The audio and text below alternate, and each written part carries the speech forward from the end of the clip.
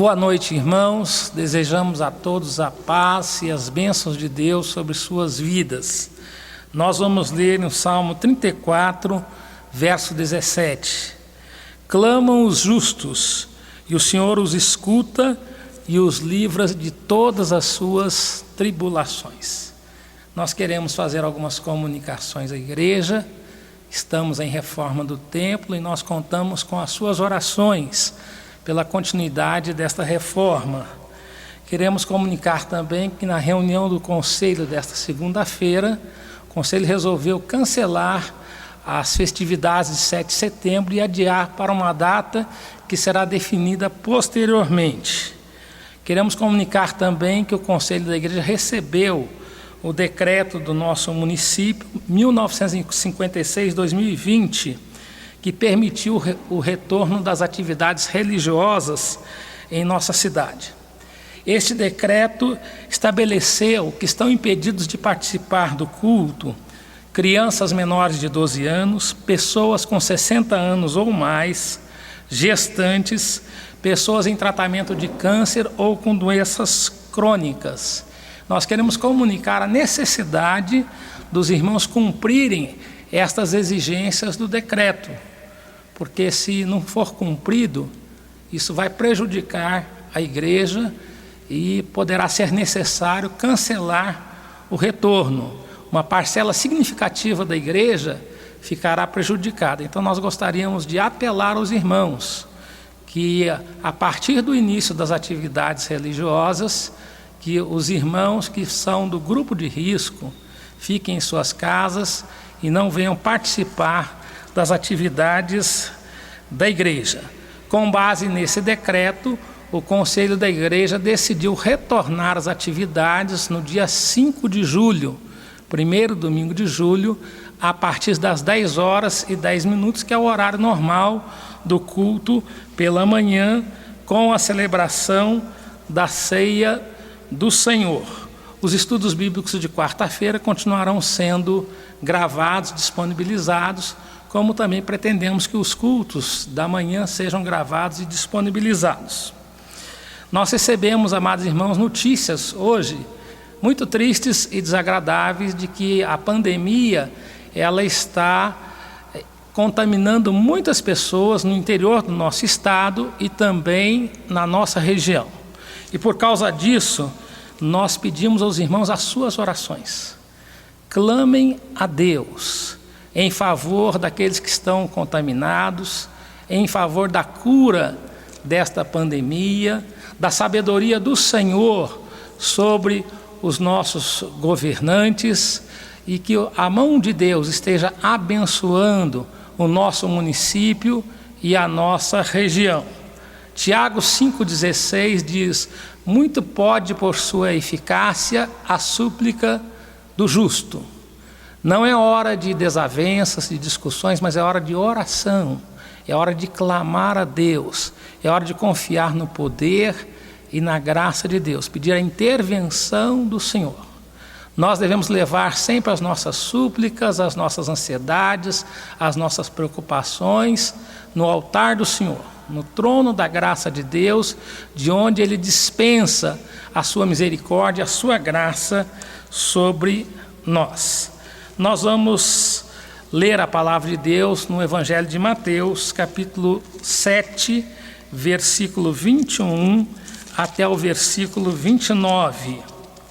Assim diz a palavra de Deus: nem todo que me diz Senhor, Senhor, entrará no reino dos céus, mas aquele que faz a vontade de meu Pai que está nos céus. Muitos naquele dia hão de dizer-me: Senhor, Senhor, porventura não temos nós profetizado em teu nome, e em teu nome não expelimos demônios, e em teu nome não fizemos muitos milagres? Então lhes direi explicitamente: nunca vos conheci. Apartai-vos de mim os que praticais a iniquidade. Todo aquele, pois, que ouve estas minhas palavras e as pratica, será comparado a um homem prudente, que edificou a sua casa sobre a rocha. E caiu a chuva, transbordaram os rios, sopraram os ventos, e deram com ímpeto contra aquela casa, que não caiu, porque fora edificada sobre a rocha. E todo aquele que ouve estas minhas palavras e não as pratica, será comparado a um homem insensato que edificou a sua casa sobre a areia. E caiu a chuva, transbordaram os rios, sopraram os ventos, e deram com ímpeto contra aquela casa, e ela desabou, sendo grande a sua ruína. Quando Jesus acabou de proferir estas palavras, estavam as multidões maravilhadas da sua doutrina, porque ele as ensinava como quem tem autoridade e não como os escribas. Nós vamos cantar o cântico Glória para Sempre. Glória para sempre ao Cordeiro de Deus, a Jesus o Senhor, ao Leão de Judá, a raiz de Davi, que venceu e o livro abrirá. O céu, a terra e o ar, e tudo que neles há, o adorarão e confessarão. Que Jesus Cristo é o Senhor. Glória para sempre ao Cordeiro de Deus, a Jesus o Senhor, ao Leão de Judá, a raiz de Davi, que venceu e o livro abrirá. O céu, a terra e o ar,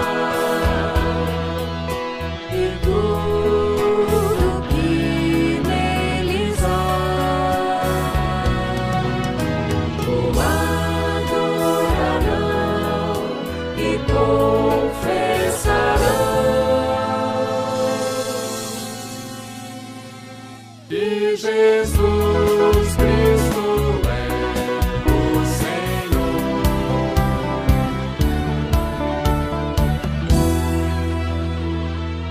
Cristo é o Senhor. Ele é o Senhor. Ele é o Senhor. É o Senhor. Ressurreto dentre os mortos, Ele é o Senhor. O Senhor. Todo joelho se dobrará, toda língua confessará que Jesus Cristo é o Senhor.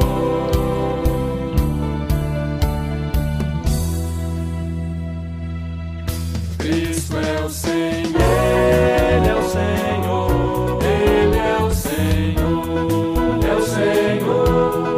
Ressurreto dentre os mortos, Ele é o Senhor. O Senhor. Todo joelho se dobrará, toda língua confessará que Jesus Cristo é o Senhor.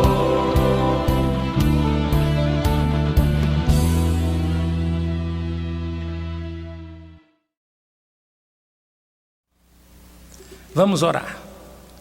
Nosso Deus e Pai, te louvamos porque mais um dia de vida o Senhor concede à nossa existência. Temos experimentado a Tua bondade, temos experimentado a Tua graça provedora, abençoadora e protetora sobre as nossas vidas. Por isso nós te damos graças, por isso nós engrandecemos o Teu nome. O Senhor é bendito, o Senhor é Deus abençoador, o Senhor é o Deus de toda paz e de toda misericórdia, de toda bondade e de toda consolação. Nós louvamos o Teu nome, nós clamamos o Teu poder sobre nós, sobre a nossa cidade, sobre a vida da igreja, do teu povo, cada família que busca ao Senhor. E nós pedimos, ó Deus, que o Senhor tenha misericórdia de nós e da nossa nação. Abençoa as pessoas que estão enfermas. Abençoa, ó Deus, os profissionais da saúde que estão cuidando dos enfermos, que estão pesquisando remédios para a cura, ó Deus, tanto desta pandemia como de outras enfermidades que afligem muitas pessoas, ó Deus. Dê sabedoria, ó Deus, aos nossos governantes, à liderança espiritual da igreja em toda a nossa nação. Nós clamamos, ó Deus, que o Senhor nos abençoe e nos proteja. Nós te louvamos pelo ensino de Jesus, ensino precioso para a nossa vida espiritual. Fala conosco, ó Deus, pela tua palavra, em nome de Jesus. Amém. Chegamos, amados irmãos, ao final do Sermão do Monte. Jesus tratou aqui do caráter do cristão, do cumprimento da lei, da nossa vida religiosa e devocional diante de Deus, da nossa vida secular, os problemas que nos afligem e a necessidade de nós lançarmos a nossa ansiedade sobre o Senhor Jesus e dos nossos relacionamentos. E Jesus agora faz um desafio, faz um apelo no final desse sermão. Jesus espera uma reação dos seus ouvintes. Quando os seus ouvintes creem e obedecem a sua palavra, Jesus fica alegre, fica admirado da fé daqueles que confiam em Jesus. Lembramos de uma história em que uma mulher cananeia vem a Jesus pedir para curar a sua filha, que estava possessa. E Jesus disse: não é lícito tomar o pão dos filhos, das crianças, e dar aos cachorrinhos. E a mulher disse: mas os cachorrinhos se alimentam das migalhas. Jesus disse: grande é a fé desta mulher, não vi fé como esta em Israel. Mas Jesus também se entristece e muitas vezes ficava irritado com aqueles que não criam nele, não se arrependiam dos seus pecados. Jesus disse: ai de ti, Betsaida e Corazim, porque se em Sodoma e Gomorra houvessem os milagres que houveram em ti, eles tinham se arrependido. Jesus então dá uma maldição para aquelas cidades que não se arrependeram, porque Jesus ficou entristecido, esperou fé, esperou arrependimento, quebrantamento, mas viu indiferença, incredulidade, viu impenitência. Jesus espera, amados irmãos, uma reação positiva de cada um de nós. Não há neutralidade na vida cristã. Ou você decide obedecer a Jesus, ou decide desobedecer. Ou você crê, ou você não crê. E Jesus faz aqui duas advertências aos seus ouvintes. A primeira advertência é a necessidade de professar uma fé autêntica. Jesus afirmou que muitas pessoas confiam na sua salvação apenas a uma afirmação de fé, apenas uma confissão verbal, mas não obedecem à palavra de Deus, não dão evidência desta fé genuína e verdadeira. Como deve ser a profissão de fé do cristão? Primeiramente, sim, deve ser uma confissão verbal. Jesus mesmo disse: todo aquele que confessar diante dos homens, ele confessará diante do Pai. Mas aquele que se envergonhar dele, ele também vai se envergonhar desta pessoa e o negará diante do Pai. O apóstolo Paulo disse que aqueles que são salvos são aqueles que confessam com a boca e creem no coração e confiam inteiramente na graça salvadora do Senhor Jesus Cristo. E o apóstolo Paulo disse que nenhuma pessoa que tem o Espírito Santo amaldiçoa Jesus. Diz anátema Jesus. Ele diz: ninguém pode dizer Senhor Jesus se não for pelo Espírito Santo. E Paulo está falando aqui de uma confissão verdadeira, de uma confissão profunda, de uma fé genuína, de uma pessoa que está disposta a sofrer, a morrer pelo Evangelho de Cristo, a colocar o Evangelho, a fé em Cristo, acima das suas prioridades, da sua própria vida. Mas é necessário também uma confissão da divindade de Jesus. Nós precisamos reconhecer que Jesus é Senhor. A palavra Senhor no Novo Testamento é a tradução do nome de Deus Jeová no Antigo Testamento. Então, quando uma pessoa diz que Jesus é Senhor, está dizendo que Ele é Deus, que Ele é verdadeiramente Deus. E no Sermão do Monte, Jesus chama a Deus de Pai, fazendo-se semelhante a Ele. Jesus fala como juiz. Jesus apresenta algumas prerrogativas divinas. Jesus aceitou em seu ministério até mesmo a adoração. Quando Jesus entrou na entrada triunfal em Jerusalém, as crianças e muitas pessoas cantavam o Salmo 118. Hosana, bendito que vem em nome do Senhor. Os fariseus ficaram irritados e falaram para Jesus: manda eles pararem. E Jesus disse: se eles calarem, até as pedras clamarão. Precisamos fazer uma confissão pública e verbal, uma confissão de que Jesus é o Messias divino, que Ele é o próprio Deus, mas precisamos confessar a Jesus como Senhor, como aquele que tem a prioridade e que reina na nossa vida. Quando nós entregamos a nossa vida a Jesus, quando cremos verdadeiramente nele, nós nos dispomos a fazer a sua vontade. Jesus nos chamou para sermos seus discípulos. O discípulo é aquele que segue a Jesus, é aquele que obedece às suas palavras, é aquele que tem a Jesus como o guia, como mestre e como Senhor da sua vida.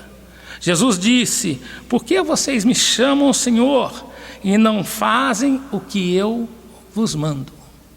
O verdadeiro discípulo de Jesus obedece à palavra de Jesus, aplica o ensino de Jesus à sua vida. Aqueles que são verdadeiros discípulos de Jesus são aqueles que dizem que Jesus é o seu Senhor e fazem aquilo que Jesus manda. Mas Jesus, ele conta uma ilustração bastante interessante para falar da prática cristã. Há necessidade de nós praticarmos o ensino de Jesus, aplicarmos o ensino de Jesus na nossa vida. E Jesus aqui estabelece um contraste entre aqueles que dizem que são cristãos e não aplicam ou não praticam o ensino de Jesus, e aqueles que dizem que são e praticam. E Jesus aqui usa uma comparação que nós chamamos de parábola. Jesus comparou os seus ouvintes, aqueles que ouvem e praticam a palavra de Deus, a um construtor prudente que resolveu construir a sua casa e edificou a sua casa sobre a rocha. E diz o texto que caiu a chuva, transbordaram os rios, sopraram os ventos, deram com ímpeto contra aquela casa, que não caiu, porque foi edificada sobre a rocha. A verdade espiritual é que a rocha representa a pessoa de Jesus. Jesus é a nossa rocha, é a pedra fundamental da nossa vida. No Antigo Testamento, essa palavra rocha ou pedra é aplicada para Deus. Jacó chamou Deus de a pedra de Israel. Moisés chamou de a rocha da sua salvação e a rocha que te gerou. Daniel chamou a pedra cortada sem auxílio de mãos, aquela que feriu a estátua que representava 4 grandes reinos da antiguidade, uma pedra que não tem origem, porque ela é eterna, que é o próprio Cristo. Davi chamou a principal pedra angular, e os escritores do Novo Testamento aplicaram esta pedra ao Senhor Jesus. Aquele que edifica a sua vida sobre a rocha, que é Jesus, será abençoado com a bênção da vida eterna. Tem uma vida abençoada nesta vida, terá ainda uma vida mais abençoada na eternidade. E aquele que alicerça a sua vida sobre a rocha é aquele que ouve as palavras de Jesus, que atende às palavras de Jesus, que recebe no coração essas palavras e aplica à sua vida e pratica no seu viver diário. Mas Jesus diz que aos que ouvem a palavra de Deus e não praticam, e Jesus compara esse que não pratica, que ouve mas não pratica, àquele que construiu a casa sobre a areia, e veio a chuva, e sopraram os ventos, e deram com ímpeto contra aquela casa, que caiu, e foi grande a sua ruína, e foi grande a sua destruição. Jesus chamou esse construtor de um homem insensato, de um homem que não prepara bem a sua vida. Quando Jesus voltar na sua vinda, essas coisas sobre as quais as pessoas alicerçam a sua vida não poderão se sustentar. O que significa edificar a casa sobre a areia? Significa edificar a sua vida sobre aquilo que não é permanente, que não é eterno. Edificar a sua vida sobre coisas temporárias, sobre as coisas deste mundo, sobre as coisas materiais, sobre as coisas temporais, negligenciando a vida espiritual. Essas pessoas que ouvem a palavra de Deus, mas que rejeitam no seu coração, que não aplicam às suas vidas, terão uma grande ruína na eternidade, sofrerão a condenação eterna. E Jesus, quando falou acerca dos reinos deste mundo, ele disse: que aproveita o homem ganhar o mundo e perder a sua alma? Como é que nós discernimos estes dois ouvintes? Os que ouvem e praticam, e aqueles que ouvem e não praticam a palavra de Deus. Quando uma pessoa constrói a sua casa, geralmente nós não vemos sobre o que ela é construída. Ela teve uma boa fundação, ela tem um bom fundamento, tem um bom alicerce. Nós olhamos para uma casa, pensamos que tem, mas de fato não sabemos. E como é que nós descobrimos se uma casa tem um bom alicerce? Através das provas. Quando vem a tempestade, quando vem os temporais, quando sopram os ventos e dão contra aquela casa, aí nós descobrimos como é o seu fundamento, qual é o seu alicerce, sobre o que elas se fundamentam. E isso se aplica à nossa vida espiritual.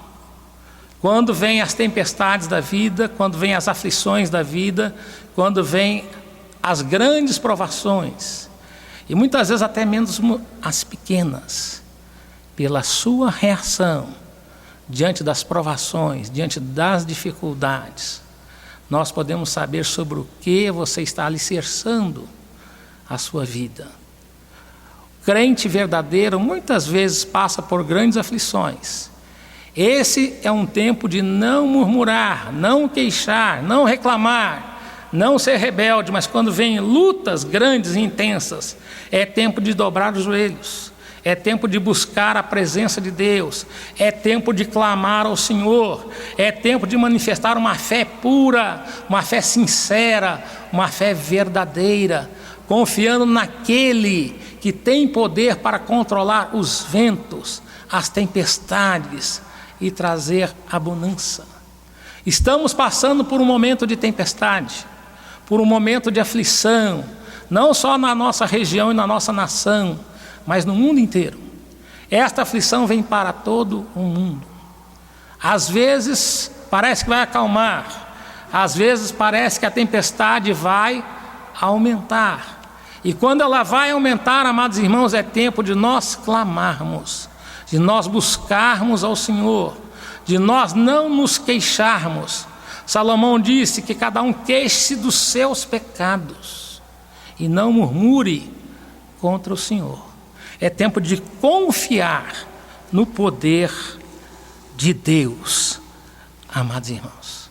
Jesus deixou estas duas advertências para os seus ouvintes. E ele espera uma reação de fé. Ele espera que você confesse que Jesus é Senhor, que você obedeça a palavra de Jesus. Ele espera que você ouça a palavra do Senhor e que você aplique o ensino de Jesus na sua vida, que você pratique a palavra de Deus. Jesus deixou estas duas advertências e este apelo para ouvirmos e para obedecermos.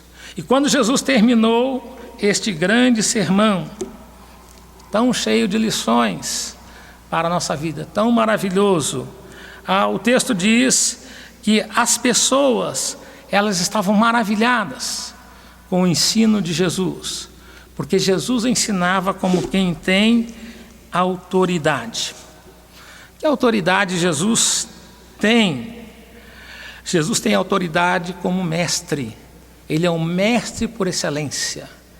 Ele conhece plenamente a vontade do Pai. Ele conhece plenamente a lei, porque ele é coautor da lei com o Pai. Ajudou a elaborar estas leis perfeitas, este ensino maravilhoso para cada um de nós. Jesus tem autoridade como Messias de Deus.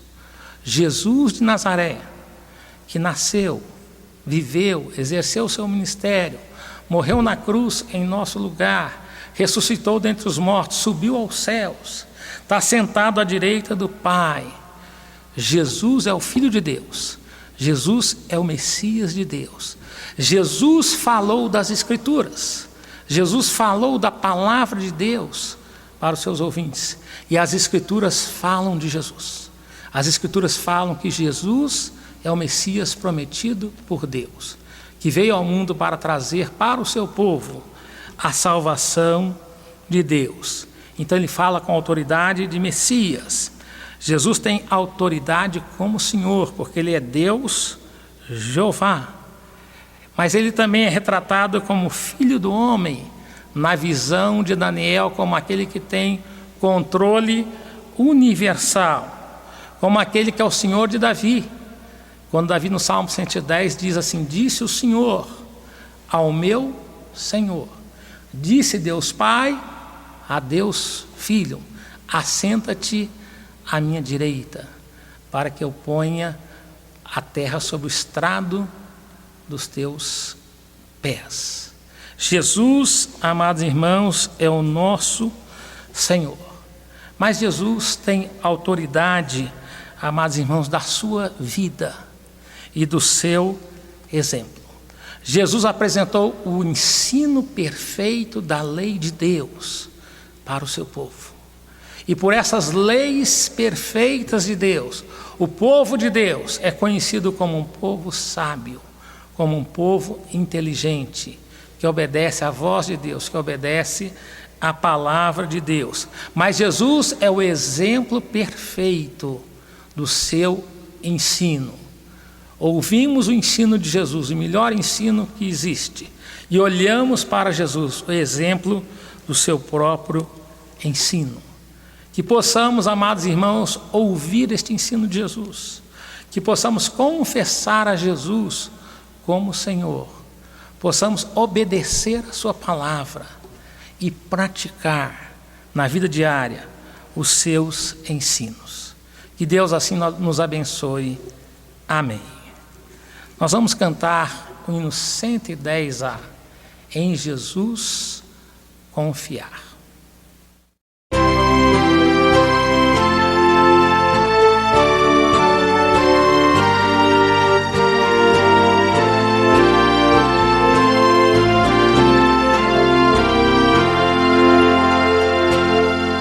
Em Jesus confiar, sua lei observar, oh que gozo, que bênção, que paz, satisfeito guardar tudo quanto ordenar, alegria perene nos traz.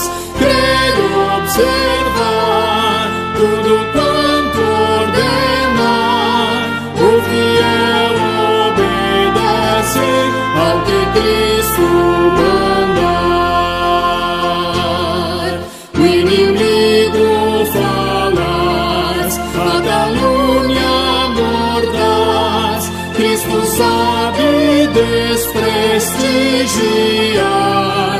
Nem tristeza, nem dor, nem intriga maior pode o crente fiel abalar. Creio observar tudo quanto ordenar, o fiel obedece ao que Cristo mandar.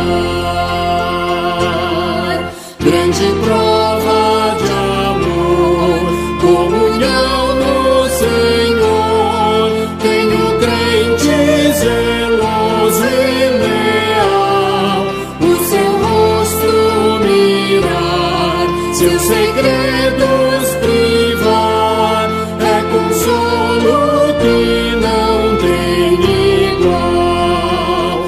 Creio observar tudo quanto ordenar, o fiel obedece ao que Cristo mandar.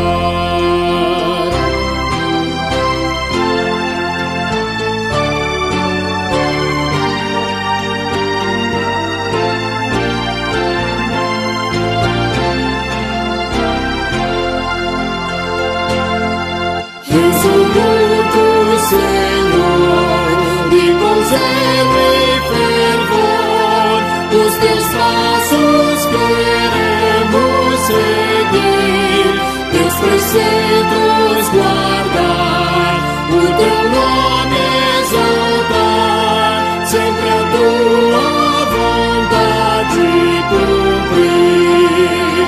Creio observar tudo quanto ordenar, o fiel obedece ao que Cristo mandar.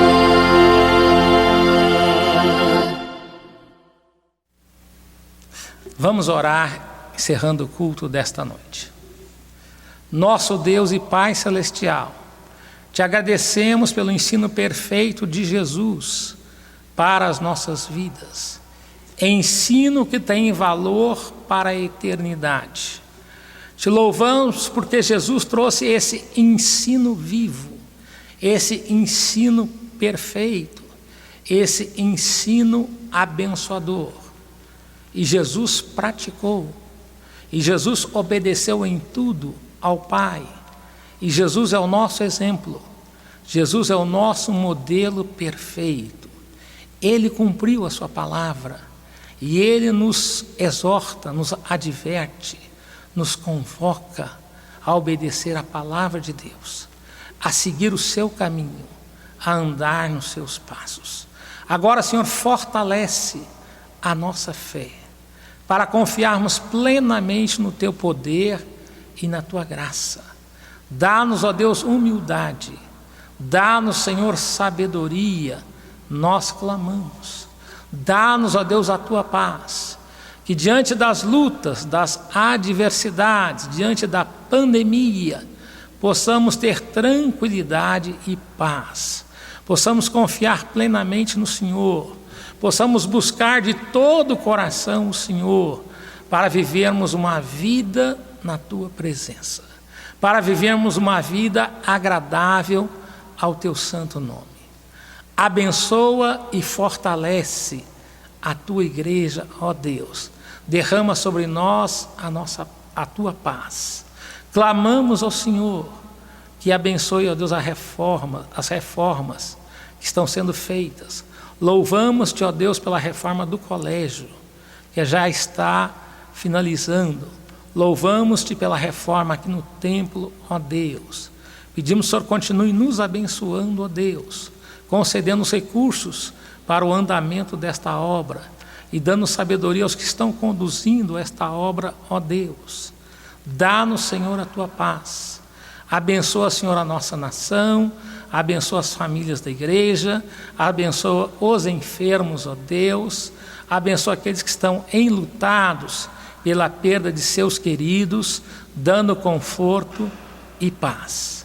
Fica conosco, ó Deus, nos fortalecendo, em nome de Jesus. Amém.